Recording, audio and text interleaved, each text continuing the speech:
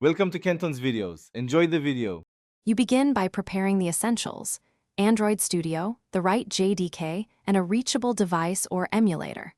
Once ready, open or create your Android app and confirm the application ID is unique, because Firebase identifies apps by package name.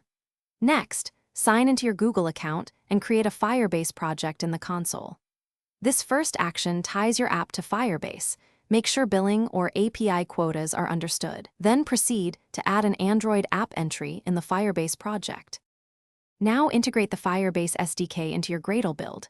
First, download the Google services JSON file and place it in the app/directory. Double-check it matches your application ID. Then, add the Google Services class path to the project level build.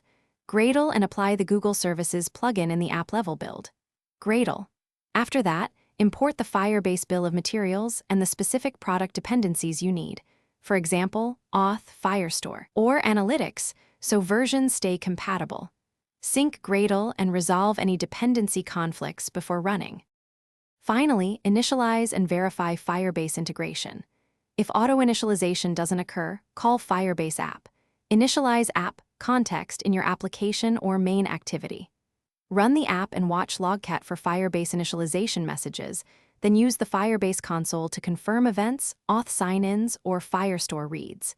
If something fails, make sure the Google services JSON is in app/, the package name and SHA1 are registered. Internet access and Gradle sync succeeded, and mismatched dependency versions are resolved. That single check usually fixes most issues. Thanks for watching. Consider subscribing if we helped you.